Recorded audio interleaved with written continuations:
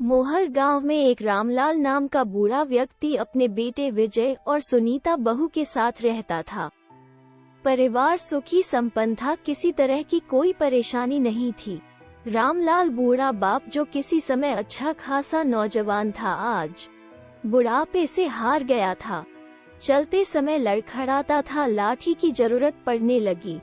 चेहरा झुर्रियों से भर चुका था, बस अपना जीवन किसी तरह व्यतीत कर रहा था। घर में एक चीज अच्छी थी कि शाम को खाना खाते समय पूरा परिवार एक साथ टेबल पर बैठकर खाना खाता था। एक दिन ऐसे ही शाम को जब सारे लोग खाना खाने बैठे, विजय ऑफिस से आया था। भूख ज्यादा थी सो जल्दी से खाना खाने बैठ गया और साथ में सुनीता और उसका एक बेटा राजू भी खाने लगे। बूढ़े हाथ जैसे ही थाली उठाने को हुए, थाली हाथ से छिटक गई, थोड़ी दाल टेबल पे गिर गई। सुनीता, विजय ने घृणा दृष्टि से रामलाल की ओर देखा और फिर से अपना खाने में लग गए।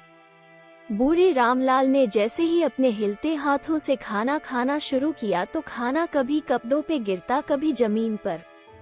सुनीता ने चिढ़ते हुए कहा, हे राम, कितनी गंदी तरह से खाते हैं, मन करता है इनकी थाली किसी अलग कोने में लगवा देते हैं। विजय ने भी ऐसे सिर हिलाया जैसे पत्नी की बात से सहमत हो। उनका बेटा राजू ये सब मासूमियत से देख रहा था। अगले दिन रामलाल की थाली उस टेबल से हटाकर एक कोने में लगवा दी गई। रामलाल की डबडबाती आंखें सब कुछ देखते हुए भी कुछ बोल नहीं पा रही थी। रामलाल रोज की तरह खाना खाने लगा। खाना कभी इधर गिरता, कभी उधर। राजू अपना खाना छोड़कर लगातार अपने दादा की तरफ देख रहा था। सुनीता ने पूछा, क्या हुआ राजू बेटे, तुम दादाजी की तरफ क्या देख रहे हो और खाना क्यों नहीं खा रहे? राजू बड़ी मासूमियत से बोला, माँ, मैं सीख रहा हूँ कि वृद्धों के साथ कैसा व्यवहार करना चाहिए। जब मैं बड़ा हो जाऊंगा और आप लोग बूढ़े हो जाओगे तो मैं भी आपको इसी तरह कोने में खाना खिलाया करूंगा। राजू के मुंह से ऐसा सुनते ही विजय और सुनीता दोनों कांप उठे। शायद राजू की बात उनके मन में बैठ गई थी, क्योंकि राजू ने मासूमियत के साथ एक बहुत बड़ा सबक दोनों लोगों को दिया था।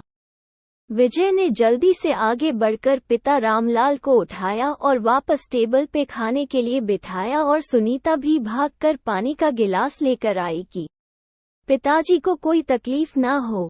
इस कहानी से शिक्षा मिलती है कि माँ बाप इस दुनिया की सबसे बड़ी पूंजी है। आप समाज में कितनी भी इज्जत कमा ले या कितना भी धन इकट्ठा कर ले, लेकिन माँ बाप से बड़ा धन इस दुनिया में कोई नहीं है।